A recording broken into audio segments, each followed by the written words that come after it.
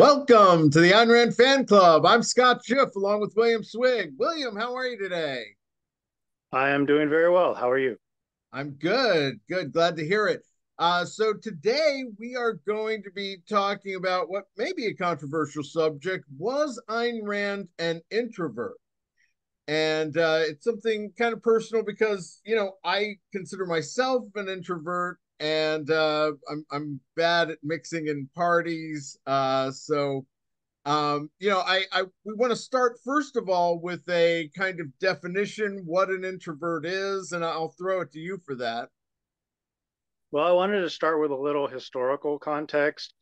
This whole theory of introvert versus extrovert or extrovert was um, created or discovered by Carl Jung back in the early 1900s. And I just was looking through the internet for some quotes from Carl Jung about this, and I found some quotes from his 1925 seminar. And he said that he, quote, started with the primitive idea of the flowing out and the flowing in of energy. And from this, I constructed the theory of the introverted and extroverted types. So he's starting from this primitive idea of just like breathing in and breathing out and having, you know, pointing your energy outward and then looking inward. And then he created a personality type distinction out of it. And I think that's the general idea. Another quote from that seminar, quote, the extrovert is controlled by his relation to the thing without, the introvert by his relation to the thing within. So it's a very simple, it starts off as a very simple view of personalities. You're either oriented outward toward the external world and objects, and that's where your passion lies and your comfort, or you're looking inward, or you're orientated inward towards your ideas and your feelings and what you're thinking about things. So it's very, I think it's related to the two basic cognitive mechanisms of introspection versus extrospection. I think people in general are better at one or the other. They're better at looking outward or they're better at looking inward. And that kind of dictates their personality. And then everything that goes along with those orientations, like shyness or outgoingness and that sort of thing. Right. I did use a thesaurus for introvert, and that was shy was the first thing that came up. Reserved, withdrawn, reticent, diffident, retiring, quiet, timid, meek, bashful, unsociable, introspective, inward looking, self contained, self absorbed, and self interested.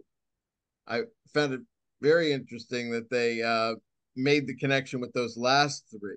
There's a kind of introversion and a kind of independence from others, or at least sometimes independence is a fine line with an aversion to something. Yeah, I think once this identification was made of this sort of general personality types, all sorts of other like lesser traits were then associated with those more central traits. Um, and so over time, people started developing this theory and fine tuning it. And another thing that um, Carl Jung said early on, with he had some conversations with someone named Evans. I don't know who that was, but he said, quote, there is no such thing as a pure extrovert or a pure introvert. Such a man would be in the lunatic asylum. So, so even Jung, I think, acknowledged that his classifications were very extreme and They're no, not archetypes like Attila and the witch doctor. right. And they really just described basic orientations. And most people, I believe, are pretty comfortable being an extrovert or an introvert at various times in their life in various situations. But they have a dominant skill or a dominant personality trait, which is either they're more comfortable doing the outgoing stuff, or they're more comfortable, looking inward and being by themselves, thinking about themselves and that sort of thing. But in general, people can do both things. If you can't, if you struggle being an extrovert, then I think you have a disorder, and that's another issue we can talk about at some other time. Because I think that there are disorders related to extroversion, introversion. Well, But I we talked about there's also a social introvert, someone that like I'm not a good mixer at parties, but I'm great in a one-on-one or two-on-one with a small group where I can still express myself and be one of the voices. It's when there's a lot of people that I just kind of, and I think that that happens all up and down objectivism, that it's filled with introverts, so much more than the general population, and it has implications even as far as working with outside groups or being willing to build a coalition, because if your voice is just going to get stomped down because you're not loud enough and you're too introverted, that can make you think, well, I just don't want to work with other groups then. right. So you're describing what I think is now considered an ambivert. So you're a social introvert, which is like a mixture of both types. So I think that's what Jung was getting at early on, but maybe he didn't have a word for it. I don't know. I haven't read all of Jung, so I don't know to what extent he understood this. But now I think the modern idea is that most people are a mixture, social introverts or outgoing introverts, or maybe extroverts who enjoy sitting down and just reading a book or thinking to themselves once in a while. There's this mixture. People are a mixture, and kind of like how you can use both of your arms, but people are generally left-handed or right-handed. It just means you have a dominant personality, but in general, you can use both your extroversion and your introversion. So that I think that's what is key to understand, is that this idea of an introvert or versus an extrovert, it's not that you're only always an introvert and that like there's something wrong with that, or you can't be an extrovert at certain times. It's in general, my take is that most people are pretty good at doing both things, because as a human you have to be able to do both things. Like you may not excel at parties, but are you afraid of parties? Because I I mean, don't. it's like you tend not to want to do things that you don't think you're good at. I'm not You might not afraid be of good at. parties, but I just go in with an expectation of, oh, great, I'll be talking to no one as usual. There's all now in the modern understanding. There is now also the stable introvert or extrovert, and then the unstable introvert or extrovert. So you can be a stable introvert, and then you go to parties and you enjoy a party, or you may not be great at it, but you go there and you might have find one person or two people to talk to. I But did then not run out screaming, I am stable. so you and then there's the unstable one who has an emotional issue when you go to a party, like you're just afraid of it, or you clam up and you run out of the room, or you stay in the bathroom half the time. You have a problem with going to a party. So I think that's the thing to understand, is that this whole concept of introvert versus extrovert has been developed, and it's developed in a more complex way now. Because Carl Jung, he was just beginning to understand this, and so now, nearly 100 years later, we have a much more complex understanding. Yeah. I do think in Rand's case, it was unique because I see her as someone introverted like me, but then she kind of became famous and even had her own circle. And within this circle, she was venerated, practically. And so she was, at those get togethers, she was the main voice to be heard, and she was the big man on campus. And Yeah, then I think after the 68 split, that kind of changed again. Right. And we're going to learn that from an early age, she wanted to be a writer. So, and she was more of an intellectual type, which is generally associated with introverts. Uh, Right. you got to be in tune with your own mind and ideas and feelings in order to create characters for a novel or create ideas for a philosophy. But then on the other hand, she also wanted to run off to Hollywood and be involved in movie making, and that's a whole group process. So she wasn't totally an introvert, um, and I don't think she was super shy. She may have been a little on the shy side, but she got along with people. She could talk to people. She engaged in conversations. She wrote letters. She responded to all of her fans. She was very involved in the group or the society functions. She went to parties and she met with people, and even within her own inner circle, it wasn't just like one or two people. She mingled with a group and hosted, you know, dialogues at her house. Right. But in that environment, she wouldn't necessarily be the big person starting the conversation at like big conference. I mean, once she was famous, it's a lot easier being Ayn Rand. But what you were saying about the intellectuals, I do think it can be related to some of the rationalism that we've talked about in the movement, about people kind of living in the world of ideas and just using that to not have to interact with others. I would say rationalism is more of a disorder. Um, it may not bother the individual, but I think it's obviously an improper cognitive function for grasping the truth. Um, and I'm not so sure how much it's related to introversion. I believe there are extroverts who could also be rationalists, because rationalism mostly depends on having bad ideas and a willingness to evade facts. So even if you're oriented outward, that doesn't mean you're oriented towards, facts.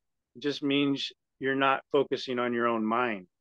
You Right, may be but presumably you're getting feedback the more you're interacting with the outside world, if you're even, being extroverted about your ideas and values.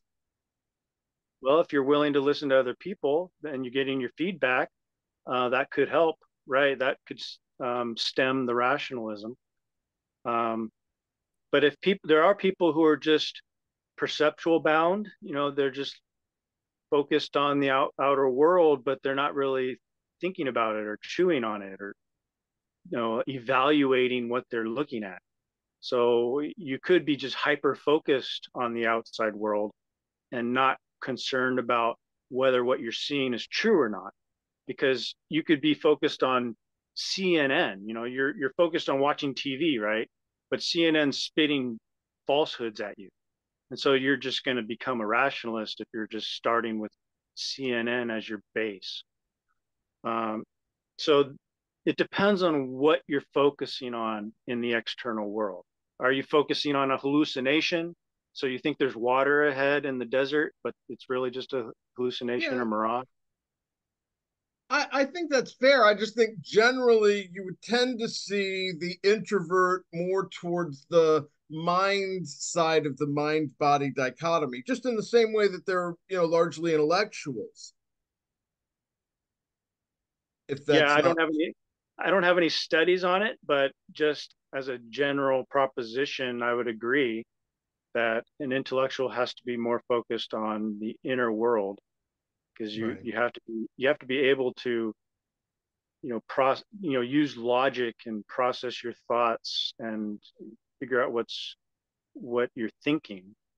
But then you also, in order to be an objective introvert, you also have to be good at extroversion or looking outward and matching the facts in the real world with the ideas in your head.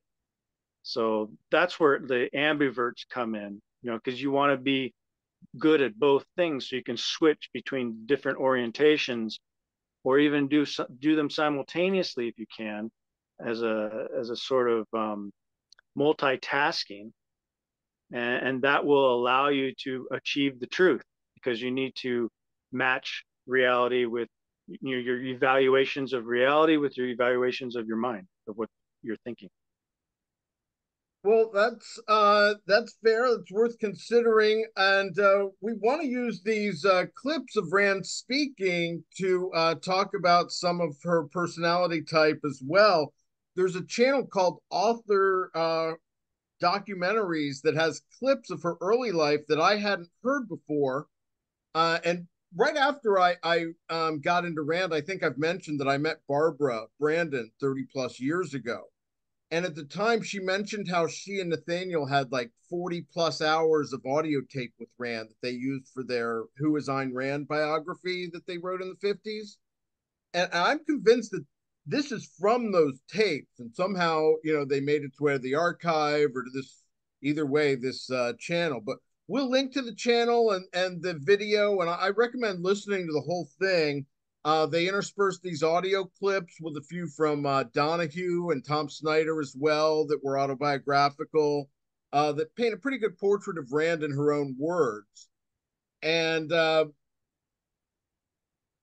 in this first clip, she had a painful relationship with her mother that she talks about, even while acknowledging that her mom got her to America. But she explains that their clash started when her mom thought that she wasn't social enough. I disliked her quite a lot. We really did not get along. My big clashes with mother in childhood were the fact that I was antisocial, as she would call it. She always demanded that I be more interested in other children. Why didn't I like to play with others? Why didn't I have any girlfriends? That was kind of the nagging refrain. I also knew that she disapproved of me in every respect except one. She was very proud of my intelligence. She was very proud to show me off to the rest of the family. I was very aware that there was a definite rivalry between her and her sister's husband, who was a rival with mother about the accomplishments of their children. It was too obvious and slightly embarrassing that I obviously was the most brilliant of the six, by every kind of standard, and this uncle resented it. Well, in that clip, she describes her mother as describing Ayn as antisocial, and apparently Ayn didn't like other people, other children, or playing with other children, but she was obviously the most intelligent one. Right. So that clearly goes to introversion, um, because of the things that her mother said about her. Obviously, we weren't there, so we don't know what the actual situation was. But if we Right. take her I mean, mother, yeah, go ahead. I love how raw and honest she's being about things like family rivalries, and that does happen, especially in the old days. But to some degree, it's more evidence because if you're trying to show your kid off, you need them to be a little social. Yeah, and it begs the question, to what degree was Ayn Rand antisocial? Is what there are different degrees of antisocialness. Like when she went to family gatherings, did she absolutely shut down and not talk to the other kids? Did she treat the other kids poorly, and that's why they didn't want to engage with her? Like sometimes your own behavior causes your own isolation. Right. But it's not If like you this woman was saying this to all of her kids to just be cruel or something. She thought she saw something in Rand that was antisocial. Yeah, but we also get some element of some idea of her mother's cruelty, because I think her mother said she didn't want to have children, or that was a recurring Right. That theme. comes up next. And that's not an easy thing for a child to hear and process.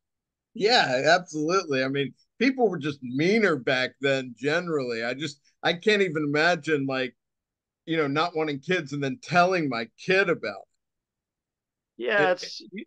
it's usually something you don't actually mean, like, or if you do mean it, you're not going to expose your child to that thought. Why would you want to do that and have your child go through that thinking that they're unwanted? Right. Um, Even if it's true, it's the sort of bad, idea that you know you should probably spare your children from.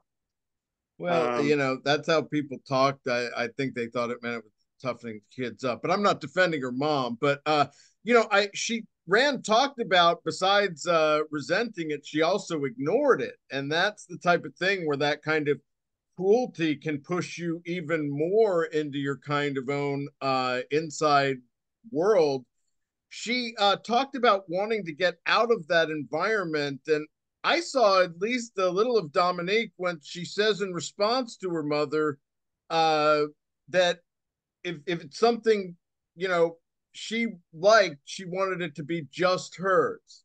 My feeling about the family was only to wait for the time when I would grow up and get out of there. It isn't that I consider myself so unhappy, it's just that I had a very strong sense very early that anything that I liked had to be mine and not mother's, not the family's. Because my difference and my intellectuality always took the form of values.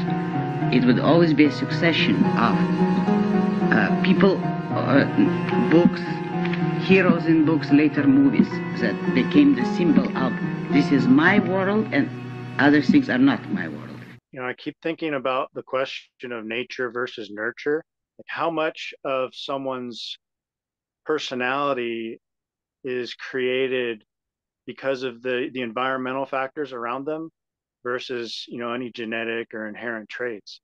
And I think in this situation, since she grew up in a non-ideal household and a non-ideal society, she was combating communists, and she was dealing with a mother who didn't want children, and a father who apparently she didn't get along with until later in life.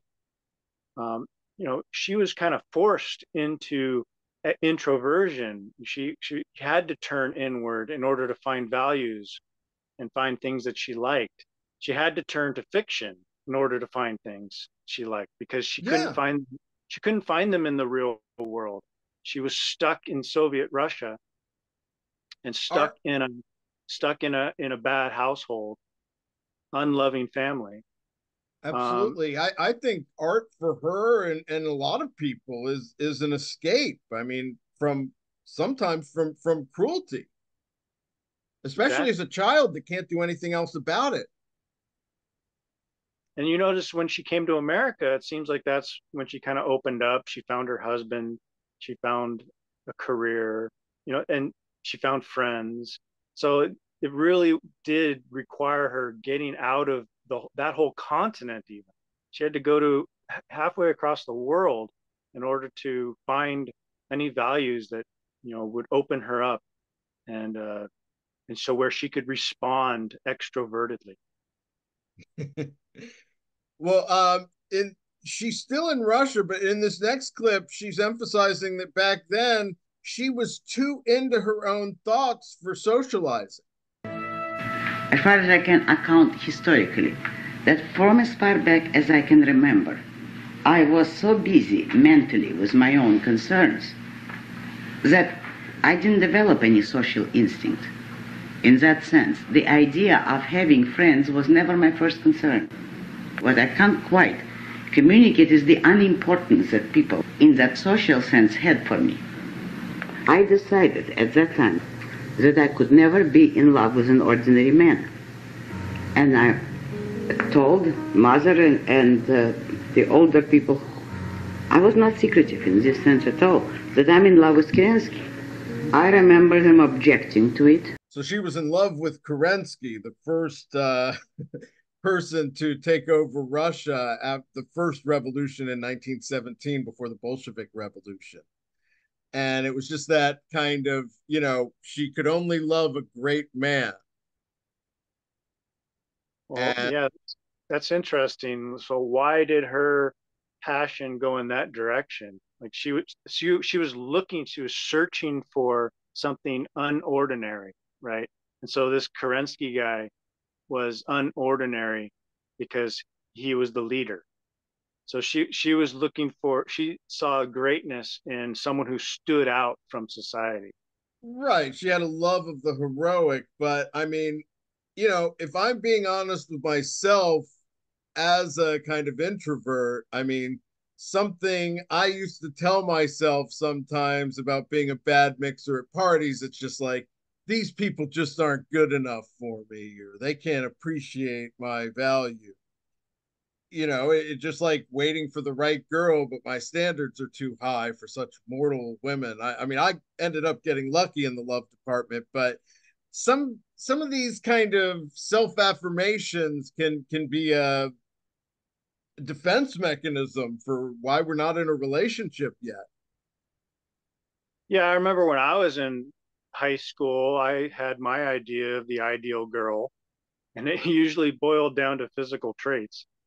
But when you grow older and you grow more mature, you start to realize that um, there's no such thing as like the ideal woman or the ideal man.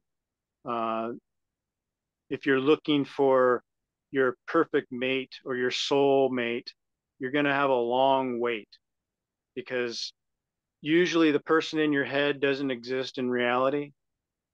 So I think as you grow more mature, you see women or men, you see them as who they are, and you start to realize that you have to come down to earth in terms of your values, and you have to set your standards um, in an objective fashion.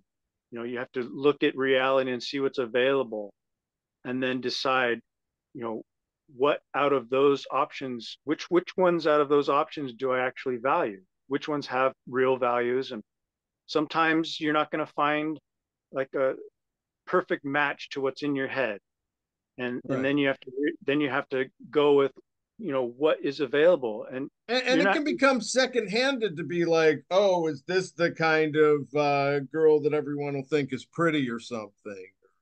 Just but that's the same kind of, just saying, well, I'm not in a relationship because I'm too good for everybody.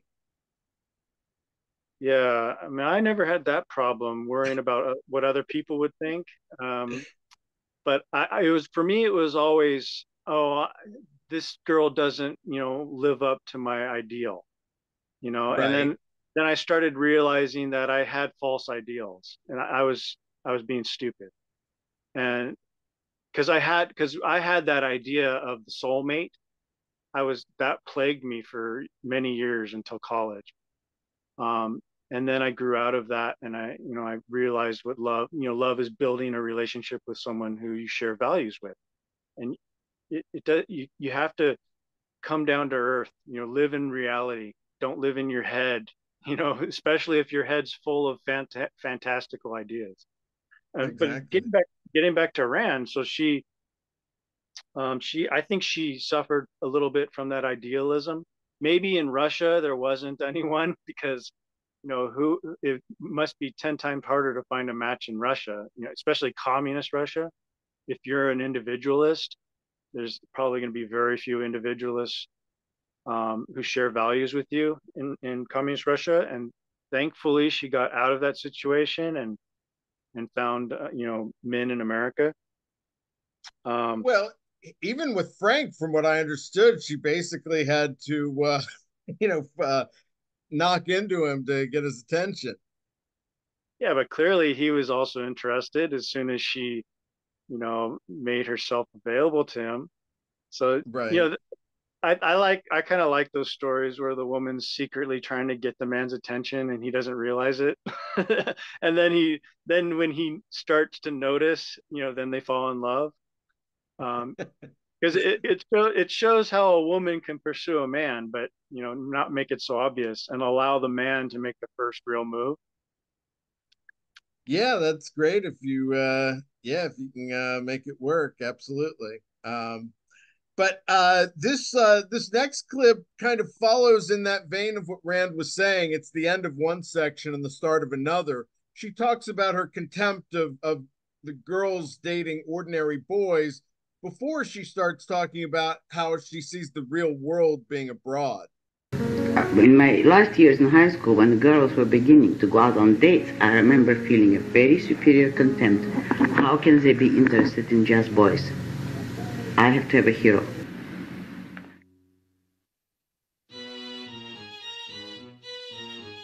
From the earliest age, I had the impression, even before the revolution, that culture, civilization, anything which is interesting, as I would have put to me, is abroad. Now, I, in a general sort of sense, thought that I would probably be a writer in Russian. Therefore, I don't think I thought of settling abroad. But what it amounted to would be that I would probably live abroad, as many Russians in those days did. Yeah, so here she has the distinction between a boy, just a boy, and a hero. So the other girls were just interested in boys, while she had to have a hero. And I think this probably comes from understanding that she was superior in intellect.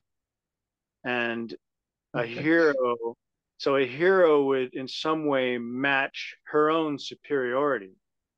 You know, why would she settle for something lesser, when she could have at least a heroic mind, in a man, some man who could understand her as an intellect. So Right. But maybe, I mean, she uses superior contempt. yeah, but those are just her words. I mean, maybe if she thought about it more, she could have framed it in a more polite way. But I guess there was a sort of thread throughout her life where she had contempt for certain women that she thought weren't rational, weren't seeking the best, and that sort of thing. Not only that, but about the men who might be attracted to such women.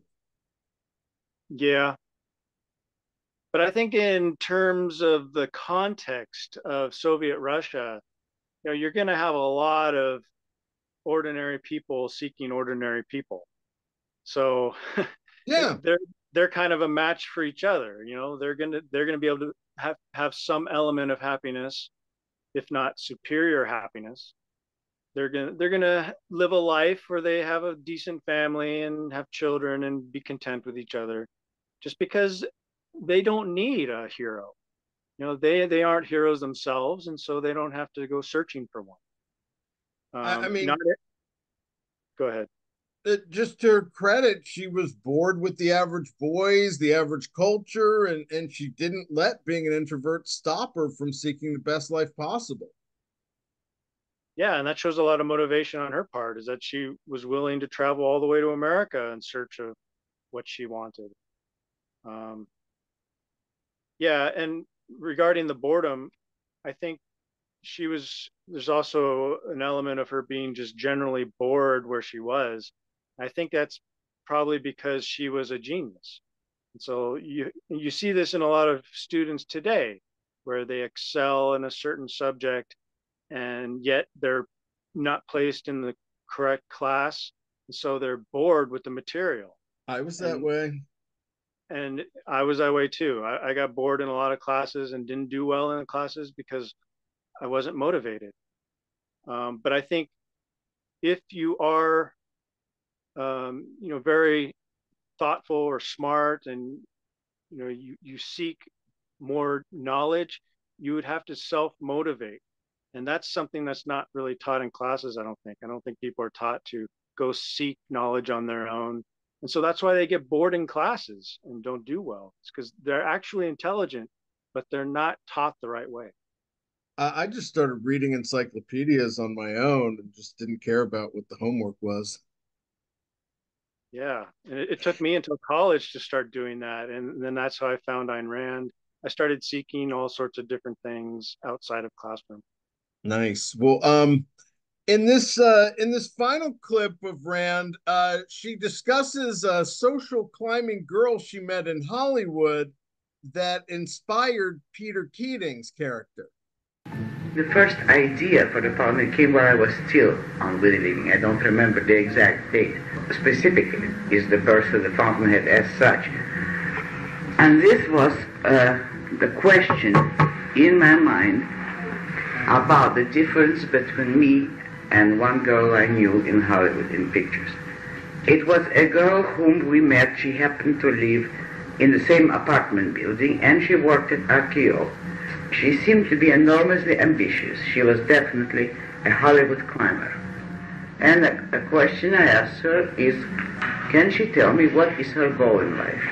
She said, if nobody had an automobile, I would not want one. If some people have 2 automobiles, I want 2 automobiles. It was literally like one of those light bulbs going off in my mind, like a dramatic revelation, that I saw immediately the principle, the difference between me and this girl. And that was Rourke and Keating. So I get that the girl explicitly let others choose her values, but I just wonder how much more there was to their relationship. I mean, they were close enough for Rand to ask her what her goals were. Well, yeah, well, that goes to her being able to be an extrovert, right? She can talk to other people, she can learn from other people and see the external world for what it is. And she actually was able to draw a principle from this interaction. I guess this was the first time she really grasped the difference between, a self introspecting person versus an extrospecting valuer. Rand got her values from her own principles that she developed herself, and she, was self-interested. And then this girl, I guess, was she's at RKO? I didn't quite catch that. I guess she was Yeah, something an in employee, Hollywood. another employee in Hollywood. And this girl, clearly got her motivation from just trying to match what society had or what other people had. So she was a social climber. Yeah, Um, I do think that in some cases there are times where with Peter Keating, for example, in The Fountainhead, that extroverts are looked at sort of suspiciously. That she describes him in The Fountainhead, that his head had a certain classical perfection in the shape of the skull, in the natural wave of the black ringlets around finely hollowed temples. He held his head in the manner of one who takes his beauty for granted, but knows that others do not. He was Peter Keating, star student of Stanton, president of the student body, captain of the track team, member of the most important fraternity, voted most popular man on the campus. So, it's like, is we just have to make sure to make a distinction that you can actually be social without being a Keating. of course, I mean that's obvious from just living in the society we live in. There But are people who are very popular and leaders, and they aren't like Peter Keating. They are also thoughtful and respectful, um, very individualistic. have Uh, we ever seen objectivist leaders almost look for reasons to be against anyone taking too much action in the real world? well, yeah, but that I'm not sure how much that has to do with being an introvert or extrovert. I just think that they're assuming that anyone in the world too much is Keating-esque or too much of an extrovert. I think for them That it it's comes it, down it's to, associated with pragmatism. yeah, but they don't. You don't hear objectivist leaders calling people extroverts or in a negative way. For them, it's more Right. about violating your principles. They think we're violating our principles, and like you say, being pragmatists. So if we're trying to connect extroversion with people who like forming coalitions, something like that, Right. my idea is that there's the principled extrovert, and then the unprincipled extrovert, and then some variations in between that. So you can have a coalition seeking extrovert who wants to do it based on some sort of principles. And then you have the one who's just a wild pragmatic and wants to form any coalition, and do it based on his whims or feelings or fantasies or whatever. And so you'd have the good version of the coalition seeking extrovert and the bad version. So I think that's this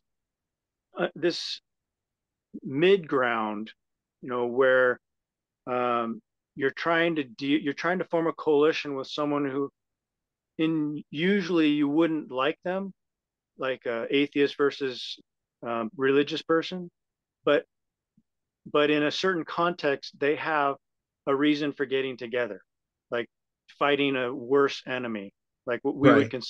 we would consider the left the worst enemy, and so we're willing to work with religious types. And it's um, saying I us working together doesn't mean I'm converting to your way or that you're going to convert to my way on these fundamental issues. We're going to carry our own beliefs and we're just going to focus on these narrow goals. yeah, and then but then we get the criticism from an even like more extremely principled version of the extrovert, I think. And they would say, well, look, we think you need to have more principles in common, or you don't have enough principles in common with the religionists to work with them against the left. So there's these versions. There's the different You call types. it principled, I call it excuse making. Well, it could be a sort of excuse making rationalism or something like that, but Under the then, guise of principles. or maybe they don't understand our position, or maybe they don't have the capacity to understand our position, and or they choose not to understand it. But So you can say they're imperfect and I don't like talking to others anyway. yeah, so it's a struggle, and I'm not sure how to describe the situation perfectly.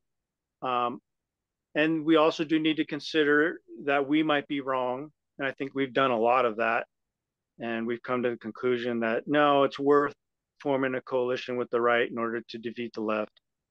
And we've argued that. And actually, I mean, that's come up a lot. The news this weekend with Trump going to the Libertarian Party convention and, saying he was going to free Ross Ulbricht. And frankly, he peeled off a significant part of the Mises caucus. And I think they're going to be voting for him because they want Ross freed, if nothing else. Yeah, good. I mean, I'm And glad so, he. the idea of building these coalitions and coming together, I mean, it's just other people are starting to catch up. Everyone except the Yeah, ones that, they're so against it, they're just going to invoke principle. yeah, and I think we're getting a little off track here, but it is interesting to see to note that in our context, we're just trying to form a voting coalition. Essentially, we want to get the right into power. Um, it's not necessarily that we're siding with the right on every issue, especially not on abortion. Um, we're just trying. We think the right is better than the left, and so we need to get them into power, Yeah, and and it's that's not it. it's contextual. I mean, if I ever reassess that it's not that way anymore, I'll switch sides again. Exactly. And But yeah, but going back to extroversion, um, I think that so introversion and extroversion are general categories of personality, and forming coalitions, I think, is a kind of principled stand or position, political stand. So it might come out of the extroversion personality type, but then again, I think everybody who's healthy should be able to orientate themselves towards extroversion. Everyone should be able to do it. And so it could come out of everybody's personality type, to want to form a coalition of some sort. So that may Well, be but where, I think introverts are against it because they're worried their voice is going to be drowned out by the extroverts. well, I think you're going too far into the extremes here. I think, like I'm saying, most people are ambiverts. They're not, I most people understand aren't. that, but I mean, we see people in the movement that don't want to work with others. And I'm saying that that introversion is at least a piece of it. Well, they might be, their dominant trait might be introversion, and that might have an effect or influence their view of forming coalitions. Maybe they want to form narrower, smaller coalitions. Like they say, introverts can usually work with one or two other people comfortably, and then extroverts like larger groups. So if you're an ambivert, you might be able to do both. You can work with small groups and large groups, and then you can find common ground with each, and feel comfortable with each.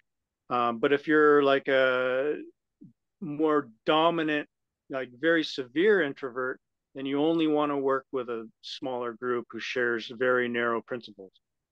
Yeah, I just I think that plays a role, but I mean, there's people that also just want to cave to the existing dominant establishment, and they, do so by saying, "Oh, no one's good enough to form a coalition with."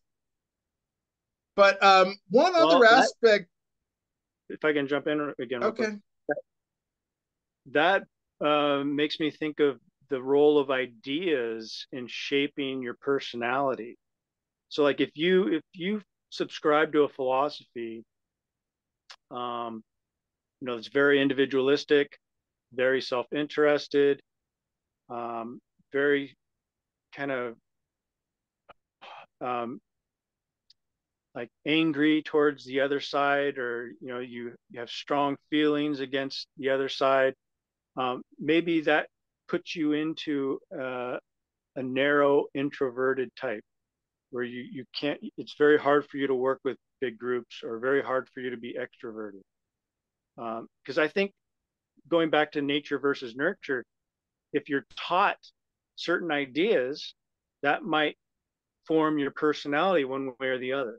You might not be born an introvert or extrovert. but In see, you're some way, you're now to the extent that it is something you're born a certain way, then it takes it out of the realm of morality. And should we even be telling people they need to be more extroverted? yeah. Well, I think it's a combination. I think there are certain inherent traits you develop that might push you in one direction. Um, like if you're a late bloomer, you're not very intelligent, you have a low IQ, you might rely on the group more. And so you have to form those extroverted traits. But if you're high intelligence, um, you might be able to go off on your own and be more of an introvert. But also, if you're taught a philosophy of collectivism, then I think you might tend towards extroversion. And if you're taught individualism, then you might lean towards introversion. But it all depends on, the specific ideas you're taught, the way you Yeah. relate to them, the how you I evaluate think them. the intellectuals tend to be introverts across the spectrum, no matter the philosophy. Could be. I mean, yeah, Um, obviously, but going I, to I be do a want to introduce one more element that the role that depression plays. And we could do a whole separate episode on depression. I've thought and experienced a lot about it through loved ones. And, but, according to both Brandon's, and I think it's generally accepted that after Atlas Shrugged, Rand went into a period of depression as a result. And she said, according to Brandon, she said Galt would handle all this differently. Somehow he would be more untouched by it. I would hate for him to see me like this. And which is terrible. I think there is a degree to which depression is non-volitional.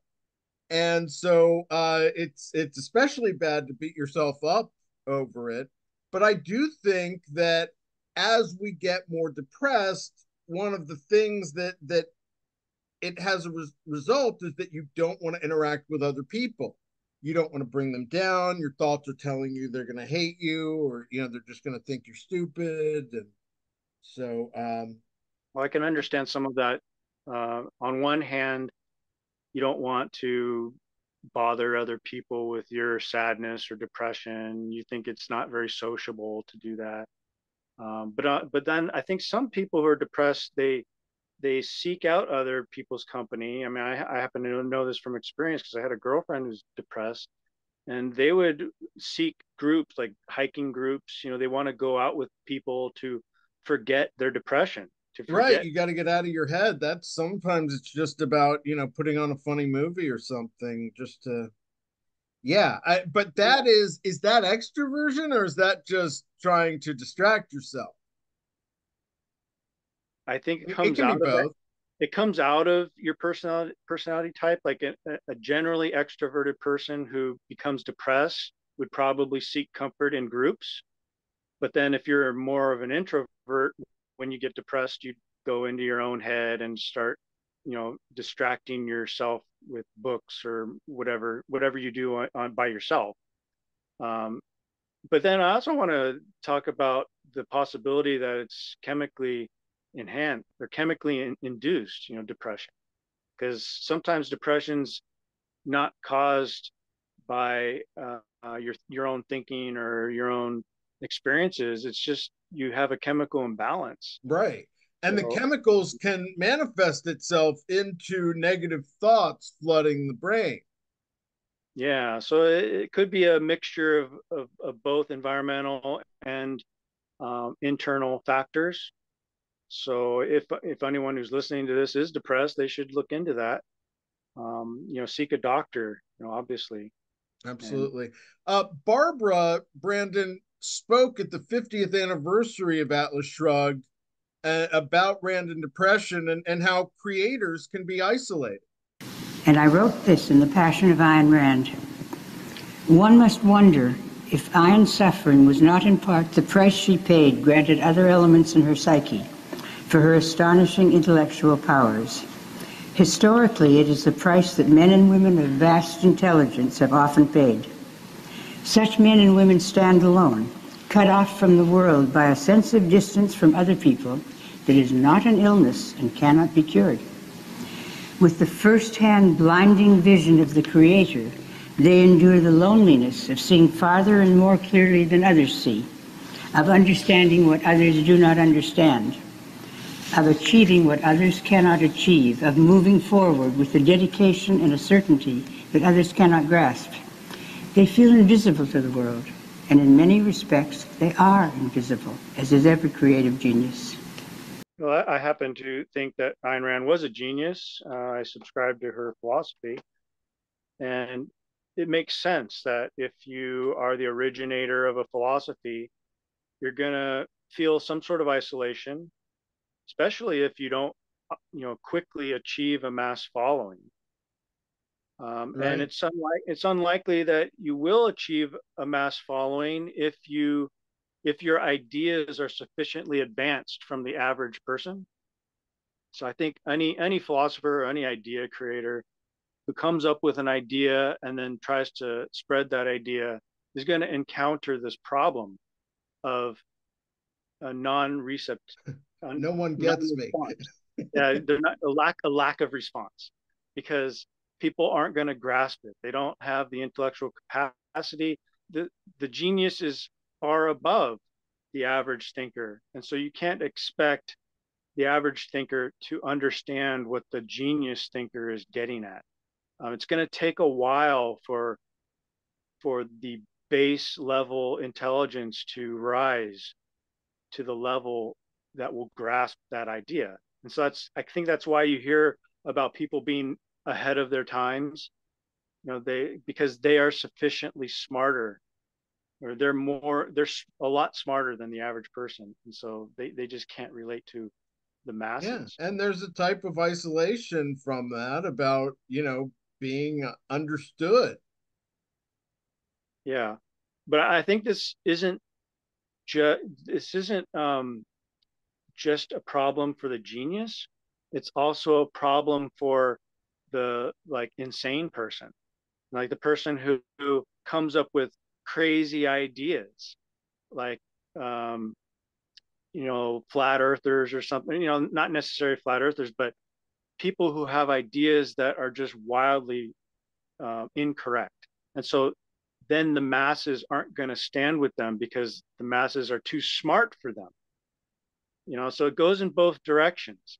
If you Well, that if can you come up, also happen when, we're isolated, when, we bring up something like the lab leak and we're told it's a conspiracy theory to discuss it. And so that isolates people and they don't want to talk about it and they don't feel like they can tell people what they're thinking, even the conspiracies that turn out to be true. well, that's interesting because then it also happens in certain technical fields like science, like vaccine science, right? So people who are actual experts in this and know what they're talking about and come out with truths like, why are you wearing these stupid masks? They're not going to do anything for you, versus some so-called expert who preaches masks one day and then says they're no good the next day. Well, you have to be a knowledgeable in that field of vaccine science in order to know who to believe.